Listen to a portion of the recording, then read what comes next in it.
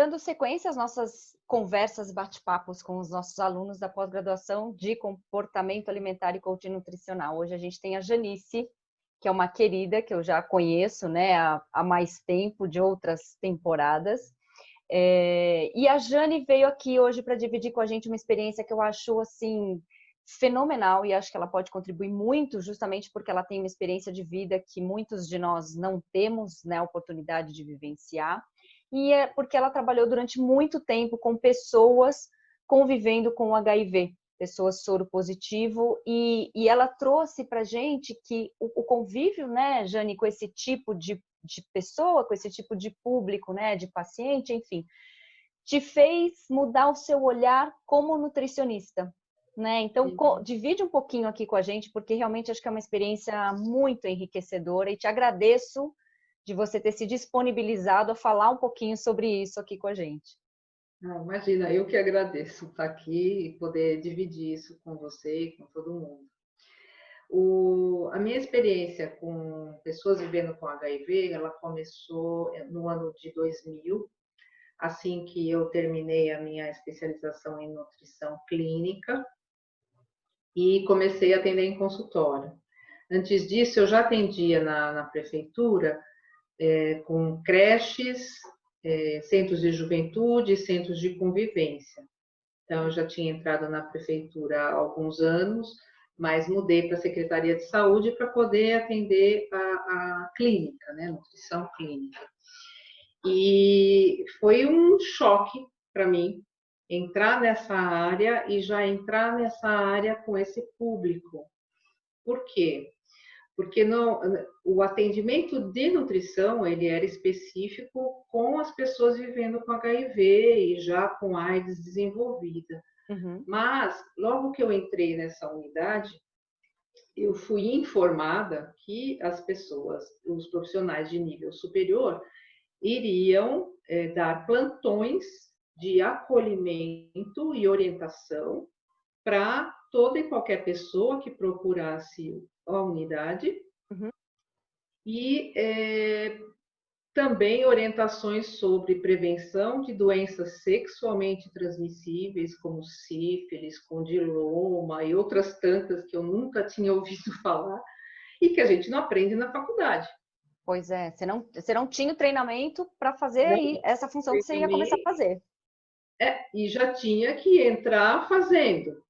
Né? Lógico, a gente tem um treinamento em serviço, mas é um treinamento onde você acompanha a pessoa fazendo essa entrevista com a pessoa que vem procurar o serviço, ou com uma queixa de alguma DST, ou já com o HIV, com o diagnóstico do HIV, ou já com sintomas de AIDS. E também a gente começou uma das atividades era pedir exames, sorologia para o HIV, e eu entrei em choque quando eu soube que eu também deveria dar o resultado desses exames. Então, você faz uma coisa totalmente diferente daquilo que você instruiu, né? Se aprendeu, preparou, e com algo que, além de ser uma coisa desconhecida, era algo assim extremamente íntimo. Então, você ter que falar Como sobre é que você vai? práticas sexuais, que para mim, até então, eu nem conhecia todas, nem todas as possibilidades. Então, foi algo assim desafiador. Eu posso dizer que foi um desafio muito grande entrar nessa área e desenvolver esse papel que cabia a todo e qualquer profissional de nível superior na unidade. Era uma equipe que fazia esse plantão de acolhimento. Tá. E como é que você... O que você sentiu? O que você teve que desenvolver que você não tinha desenvolvido? Ou como é que foi? Eu já entendi que você foi me aprendendo durante o voo, né? Sim, exatamente, né? Agora, o que eu senti depois do pânico e do choque, do estado de choque que eu fiquei, foi... principalmente a desenvolver, vamos dizer assim, a habilidade de fazer cara de paisagem, né? Porque quando a pessoa vinha e relatava uma prática sexual, um risco que ela tinha corrido, e além de muitas vezes já ter alguns sintomas, eu tinha que lidar com isso, fazendo de conta que eu achava tudo muito natural, e na verdade no meu interior eu não achava, porque para mim Claro, era tudo são culturas diferentes, né? Histórias de vida novidade. diferentes. E então, primeiro de tudo, foi fazer essa cara de paisagem e não deixar transparecer o que eu estava sentindo. Isso é uma coisa interessante que você está falando, que depois, quando a gente tem essa abordagem, né, mais pensando no comportamento, em ajudar as pessoas, a questão do não julgamento, né? A gente também não sai da faculdade treinado nisso, né, Jane? Não mesmo, não mesmo. E ali eu tive que aprender na raça e entender, e principalmente acho que uma das coisas mais importantes foi o respeito às diferenças. Aprender que cada pessoa é única e a gente não pode julgá-lo de acordo com aquilo que a gente acha certo e errado, porque nessa hora você vê que não existe certo nem errado. Né? E mudar essa característica que a gente tem quando se forma, de achar que sabe tudo de nutrição e o outro não sabe nada e você está lá para ensinar a comer. Né? Eu trabalhei 16 anos nessa unidade, que chama SAE, Serviço de Atendimento Especializado, em DST e AIDS. Tá. Eu trabalhei 16 anos lá, e esse plantão eu fazia uma vez por semana. E cobria férias e tudo mais. E o restante do atendimento, eu fazia atendimento de nutrição, e aí quem era atendido nessa área de nutrição era só o paciente portador do HIV ou de hepatites, que era onde a gente tinha uma atuação, que era o paciente constante da unidade, que iria passar por infectologista, psicólogo e outros da equipe. Entendi. O paciente que vinha com uma queixa de DST, ele tratava DST com um médico especializado e ia embora. Tá. Não era o paciente da unidade, né? E o que você percebeu, né? Você falou, precisei primeiro aprender a não julgar, né? A entender que as pessoas tinham culturas diferentes, hábitos diferentes, e não tirarem uma conclusão ou julgamento por conta disso. Mas ali naquele momento, quando você estava fazendo o pedido, entregando o diagnóstico, né, o resultado, você não estava atuando como nutricionista na questão da prescrição. De que forma você acha que isso foi mudando o seu olhar para a nutrição? Como é que isso te tocou e fez com que você buscasse outras coisas, ou outra forma de fazer a nutrição, Jane? Bom, eu acho que uma ficha que caiu, uma coisa que foi importante nesse trabalho, iniciando por esse tipo de atendimento, foi também trabalhar com droga-adição, porque muita gente que procurava a unidade também muitas vezes tinha se colocado em risco por conta da droga-adição. E na droga-adição você tem um programa que se chama redução de riscos, redução de danos, não de riscos, de danos. De danos, legal. De danos. Então, isso foi bem importante para mim, porque logo que chegaram na unidade kits de uso de droga injetável, que vinha todo um kit próprio para a pessoa poder injetar a droga sem se contaminar com outras doenças.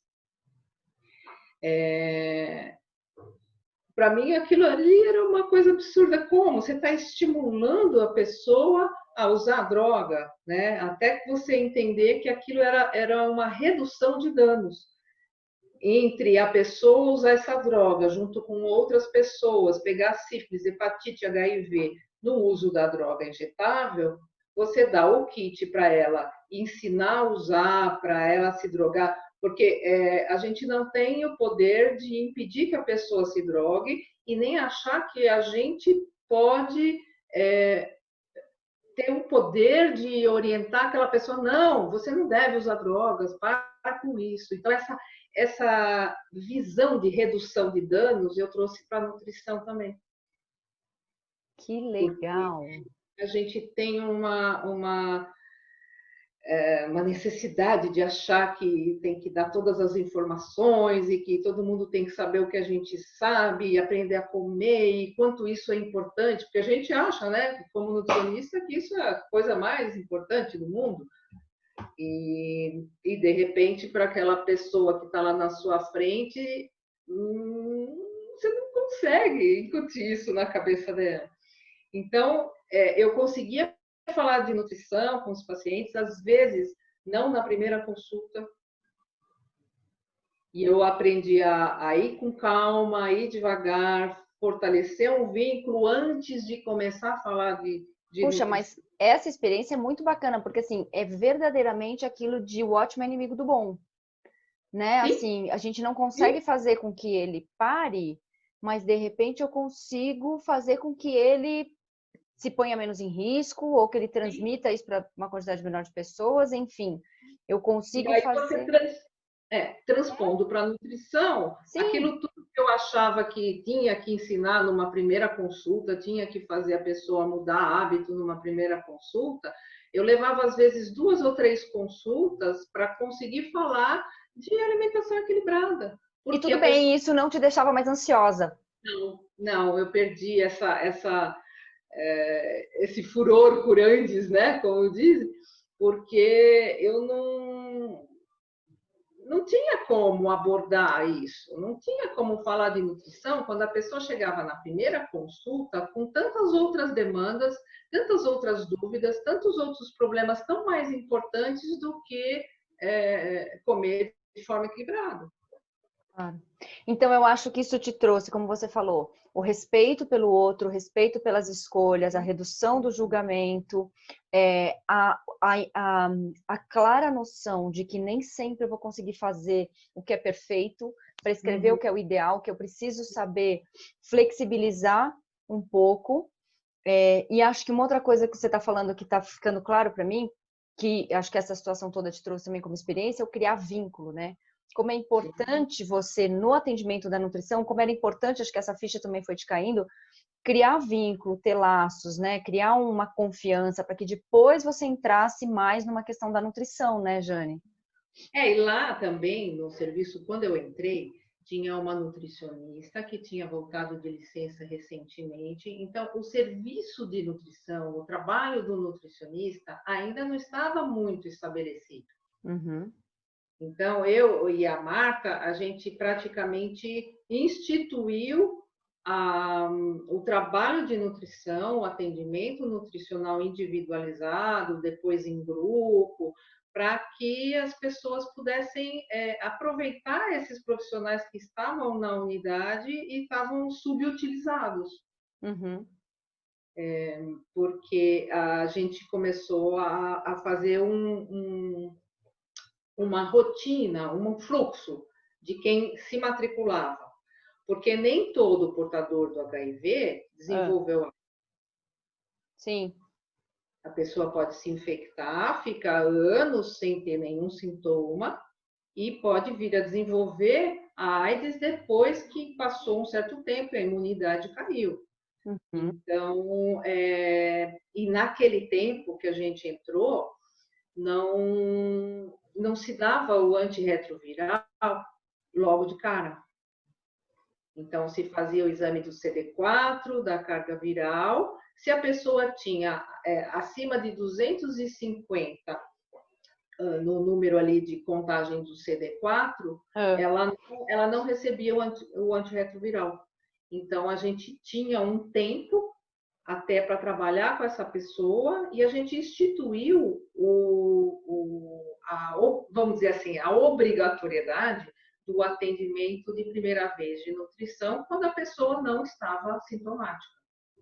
Então, você consegue trabalhar a prevenção, a Sim. orientação nutricional, se você faz um vínculo, a partir do momento que a pessoa sabe que existe um nutricionista na unidade, sabe o que, que faz um nutricionista nessa unidade e do que ele pode aproveitar esse trabalho antes de entrar com o antirretroviral. Porque o antirretroviral, você sabe, traz assim inúmeros efeitos colaterais e Sim. muitos deles ligados à dislipidemia, síndrome metabólica, osteoporose, uma série de problemas, porque existe uma desbiose enorme pelo uso de antibióticos e pela própria infecção e pela alimentação e os hábitos e tudo isso que são muitas vezes inadequados. E então a gente tem uma atuação muito grande como nutricionista. Sim. E ao mesmo tempo, num momento onde talvez não seja aquilo que a pessoa esteja, talvez não é aquilo que ela está preocupada, porque ela está numa situação tão mais grave, pensando em tantas outras coisas, que se vocês conseguem, antes desse momento mais grave chegar, começar esse contato, começar esse vínculo, começar essa intervenção, fica muito mais eficiente, né? Sim, foi isso que a gente acabou fazendo. A gente criou o serviço de nutrição, a gente desenvolveu esse fluxo junto com outros profissionais. Então, quem se matriculava na unidade, independente do estado nutricional que tivesse, tinha que passar uma primeira consulta com o nutricionista, além do infectologista, com o psicólogo, assistente social e, se fosse mulher, com o ginecologista. Que Também. Legal. E se tivesse também uma necessidade psiquiátrica, tal, naquela época a gente tinha psiquiatra também na unidade. Que legal, né, Jane? Putz, é muito bacana, assim, porque é uma experiência muito rica.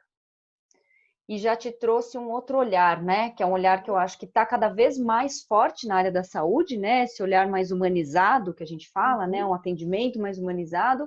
E você, querendo ou não, pelo fato de ter caído de paraquedas no meio dessa situação toda, teve que ir na marra desenvolver isso e aprender conforme as coisas foram evoluindo. Assim, muito obrigada de ter vindo aqui compartilhar isso com a gente, porque eu aprendi muito, foi uma lição de vida, foi uma lição de vida, não só profissional, porque a gente tem que se moldar, vamos dizer assim, ou modificar muita coisa dos nossos